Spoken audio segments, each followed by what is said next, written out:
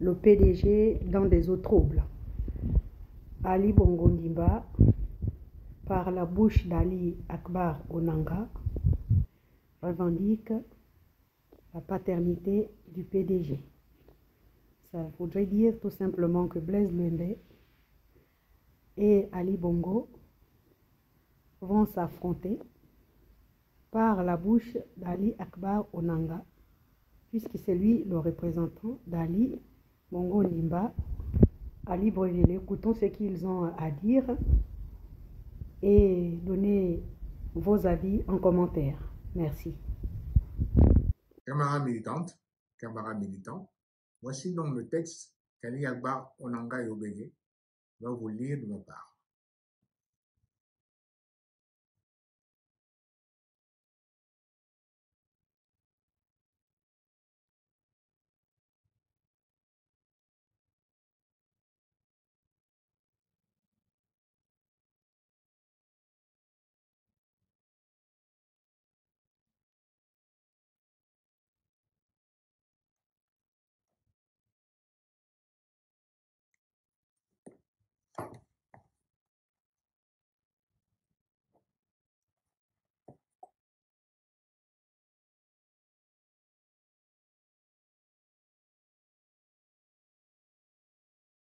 Camarades militantes, camarades militants, je m'adresse à vous aujourd'hui avec la pleine conscience de mes responsabilités historiques et politiques à l'égard du Parti démocratique gabonais, notre grand mouvement, notre famille politique, notre héritage collectif. Depuis les événements du 30 août 2023, j'ai observé un devoir de réserve qu'imposait la gravité du moment et ma conception de la responsabilité politique. Après avoir été écarté de la présidence de la République par un coup de force militaire et placé en résidence surveillée, j'ai choisi de ne pas interférer dans la transition institutionnelle, préférant le silence à la polémique, la retenue à l'agitation. Mais aujourd'hui, ayant recouvré ma liberté de mouvement et après avoir pris le temps nécessaire aux réflexions et consultations qui s'imposaient, le moment est venu pour moi de m'exprimer à nouveau, avec clarté et détermination, pour vous informer des décisions importantes que j'ai prises concernant l'avenir de notre parti et pour clarifier certaines situations qui appellent votre compréhension. Camarades militantes, camarades militants, comme vous le savez, le 7 mars 2024, alors que j'étais encore sous contrainte, j'ai reçu à mon domicile un groupe de camarades à qui j'avais confié une mission précise, entamer une réorganisation du Parti démocratique gabonais et me proposer une nouvelle architecture institutionnelle avec un vice-président exécutif et un secrétaire général. Au lieu de s'en tenir à cette feuille de route, ces camarades se sont rendus au palais présidentiel de transition, permettant ainsi une ingérence inadmissible du président de la transition dans nos affaires internes. Cette intervention a conduit à un véritable coup de force, la proclamation de ma prétendue déchéance et l'installation d'une direction provisoire sans base statutaire. Ce directoire illégal et autoproclamé a méthodiquement sapé les fondements de notre parti. Il a instrumentalisé le PDG à des fins personnelles, désorganisé nos structures et rompu les liens entre la direction légitime et les militants. En raison de sa gestion chaotique et de la situation qu'il a créée en s'emparant du parti par la force, aujourd'hui, nous faisons face à des démissions en cascade de cadres et militants, orchestrées et médiatisées avec un empressement suspect. Il ne fait l'ombre d'aucun doute que ces départs ne sont pas le fruit du hasard, mais s'inscrivent dans une stratégie concertée du pouvoir actuel dont l'objectif est clair. Il s'agit de démanteler le seul parti capable de constituer une opposition structurée et crédible au Gabon. Ces départs, parmi lesquels on retrouve étrangement certains membres emblématiques du coup de force du 7 mars 2024, ne sont pas une fatalité, mais une opportunité de renouveler nos rangs, de promouvoir de nouveaux talents, de revitaliser notre parti avec des forces vives. Mais le PDG n'est pas une simple organisation politique qu'on peut démanteler en débauchant quelques cadres. Il est une idée, un héritage, l'incarnation d'une vision du Gabon. On ne débauche pas une idée, on ne corrompt pas un héritage, on n'achète pas une vision. C'est pourquoi, en ma qualité de président du Parti démocratique gabonais, j'ai décidé de reprendre fermement les choses en main. Je déclare aujourd'hui solennellement nul et non avenues l'ensemble des actes, décisions, nominations et exclusions prononcées par le directoire illégal et autoproclamé depuis le 7 mars 2024 jusqu'à ce jour. À titre exceptionnel, je reprends et valide les décisions actant les démissions pour permettre aux anciens camarades de ne pas être négativement impactés par cette décision. Tous les autres actes posés en violation flagrante de nos statuts et règlements intérieurs sont frappés de nullité absolue et ne produisent aucun effet juridique au sein de notre formation politique et n'engagent pas le PDG vis-à-vis des tiers.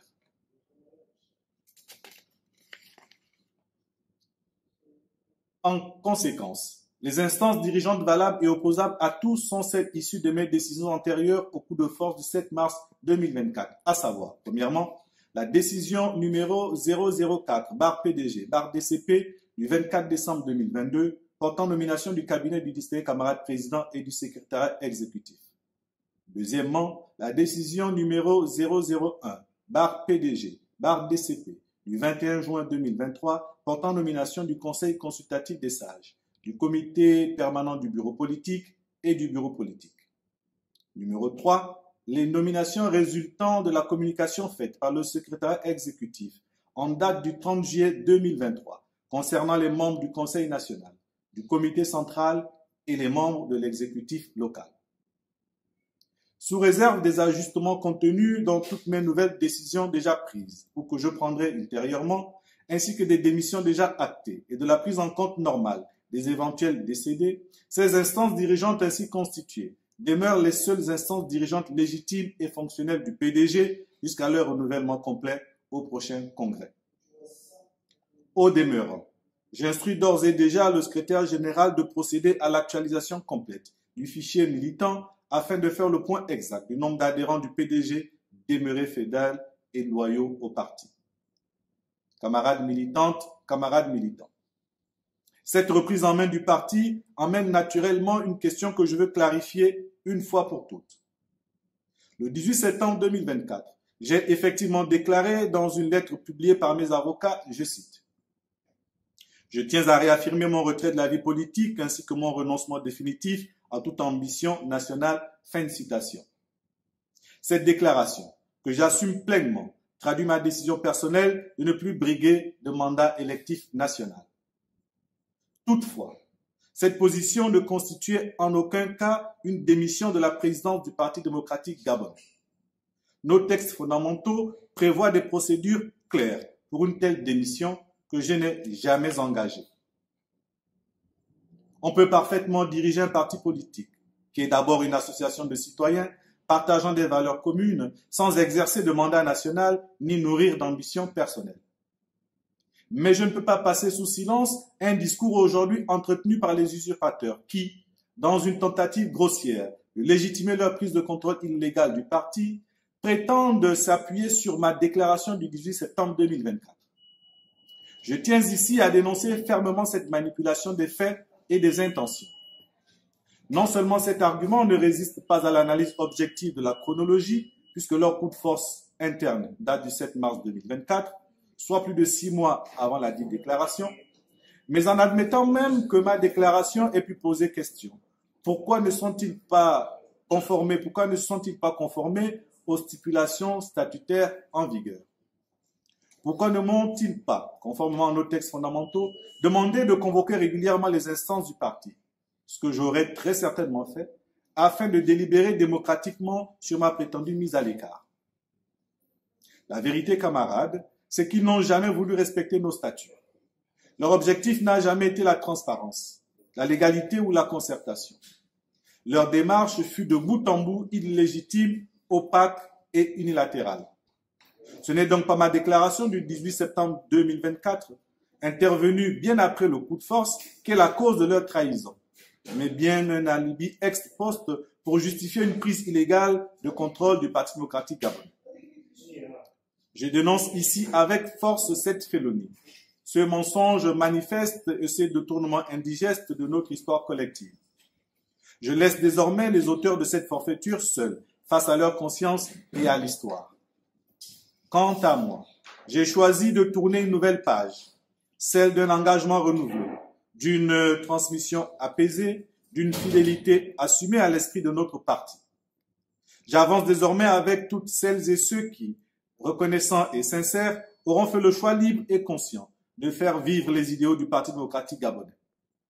Ces idéaux que nous a légués le grand camarade, président fondateur Elhadji Omar Bongo Ondimba, à qui j'adresse à cet instant une pensée empreinte d'émotion et de respect. Je lui rends ici solennellement hommage pour le précieux héritage politique qu'il nous a transmis. Et je prends l'engagement devant vous de porter haut ce flambeau avec dignité, courage et fidélité. Ma position est donc limpide.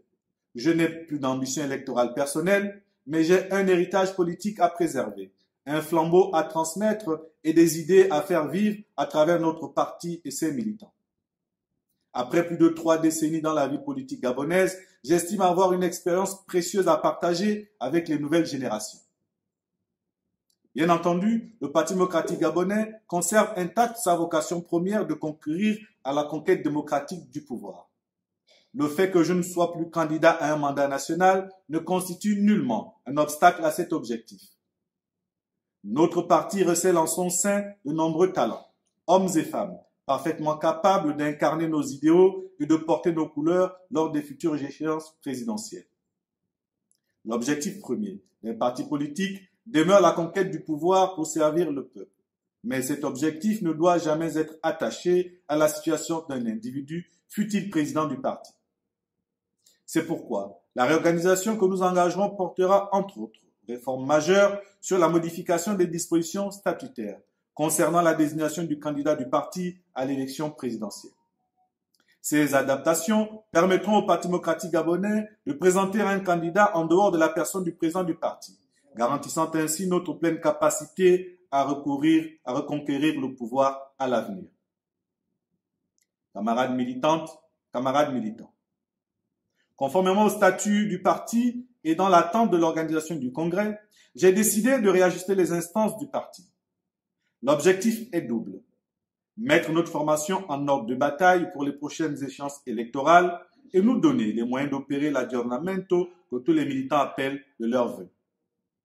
Ces ajustements que j'ai formalisés par des décisions officielles, signées le 14 mai 2025 avant mon départ du territoire national pour des soins médicaux spécialisés, me conduisent à réorganiser notamment le secrétariat exécutif en appelant de nouveaux camarades aux responsabilités. J'ai ainsi décidé de nommer le camarade Ali Akbar Onanga Yobege au poste de secrétaire général du parti. Ce choix n'étonnera personne au regard de l'action exemplaire menée par ce camarade durant notre période la plus difficile. Lorsque la direction illégale prétendait me destituer et usurper la gestion de notre formation, le camarade Ali Akbar Onanga Yobege a pris ses responsabilités, avec d'autres camarades, pour maintenir l'héritage de notre parti, en menant une action résolue et salutaire de retour à la légalité. Il a ainsi préservé l'intégrité de notre parti et amorcé avec succès notre positionnement dans l'opposition constructive. Cette expérience s'ajoute à ses qualifications reconnues. Premier président de la commission permanente de révision des textes, il possède une connaissance exceptionnelle de nos textes fondamentaux. Ses qualités de management démontrées dans l'adversité font de lui l'homme de la situation pour conduire notre modernisation tout en préservant nos valeurs fondamentales. Et par-dessus tout, il jouit de ma totale confiance. Il sera entouré d'une équipe équilibrée de camarades tout aussi compétents dont la mission prioritaire sera de préparer les élections législatives et locales à venir. Ces échéances sont capitales pour notre parti afin de lui permettre de peser politiquement dans les institutions nationales. Camarades militantes, camarades militants, je dois vous expliquer les circonstances particulières qui ont entouré ces nominations et le report de leur annonce pour la date d'aujourd'hui. Après avoir recouvré ma liberté de mouvement suite à ma libération de la résidence surveillée qui m'avait été imposée et face à la nécessité de recevoir des soins médicaux spécialisés à l'étranger, j'ai dû organiser mon départ du territoire national. Conscient de l'urgence de réorganiser notre parti face aux enjeux, j'ai pris, avant mon départ, toutes les décisions nécessaires pour remettre le Parti démocratique gabonais sur ses rails légitimes. Dès le 14 mai 2025, j'ai pris la décision formelle de nommer le camarade Ali Akbar Onanga Yobege au poste de secrétaire général du parti. Cette décision, comme les autres nominations intervenues ce jour même et qui seront rendues publiques dans les heures qui suivent, ont été formalisées par des actes officiels signés sur le territoire national dans le strict respect de nos statuts et de la légalité. Immédiatement après avoir pris cette décision capitale, j'ai communiqué personnellement cette nomination au camarade Ali Akbar Onanga Yobege. Nous avons alors commencé à travailler ensemble sur la réorganisation complète du parti, le déploiement de notre stratégie de reconstruction et la réorganisation des instances dans le contexte politique actuel. Ce travail préparatoire était essentiel pour garantir l'efficacité de notre action future. N'ayant pas pu achever entièrement ce travail de planification avant mon départ pour raison médicale, j'ai demandé au camarade secrétaire général Ali Akbar Onanga Yobege de ne pas rendre publique sa nomination ainsi que toutes les autres nominations et de me rejoindre à l'étranger où je me rendais pour recevoir des soins spécialisés afin de finaliser ensemble notre stratégie de redressement du parti, notant également de procéder à certaines vérifications et consultations d'usage. Cette précaution était nécessaire non seulement pour garantir la solidité juridique et politique de nos décisions, mais aussi pour nous permettre d'achever la planification stratégique et d'éviter toute contestation malveillante qui aurait pu naître d'une communication précipitée sans l'accompagnement nécessaire. Aujourd'hui, après avoir mené à bien ce travail de préparation, de vérification et de consultation, je rends public ce jour cette décision. Le camarade secrétaire général sera de retour au Gabon dans quelques jours pour prendre ses fonctions avec toute la préparation nécessaire. Cette démarche témoigne de ma volonté de transparence et de ma détermination à agir toujours dans le respect des formes et procédures tout en garantissant l'efficacité de notre action politique. Dans le cadre de cette réorganisation et compte tenu de mon absence temporaire du territoire pour raison médicale, j'ai également délégué temporairement certaines de mes prérogatives opérationnelles au secrétaire général du parti, le camarade Ali Akbar Onanga Yobege. Cette délégation, formalisée dans les mêmes conditions, permettra d'assurer la continuité parfaite des activités du PDG et le bon fonctionnement de nos instances.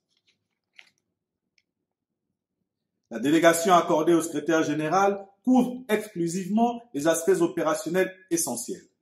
La gestion quotidienne du parti, la convocation et la présidence des instances statutaires en cas de nécessité, les ajustements organisationnels nécessaires et la représentation du parti dans les affaires courantes. Cependant, toutes les décisions stratégiques majeures continueront d'être prises par moi-même en ma qualité de président. Les orientations politiques fondamentales, les grandes décisions concernant l'avenir de notre parti, les choix stratégiques pour les échéances électorales à venir, les alliances politiques, tout cela demeure de mon ressort exclusif. En tout état de cause, grâce aux moyens de communication modernes, je demeurerai en contact permanent et quotidien avec le secrétaire général et l'ensemble de nos instances dirigeantes.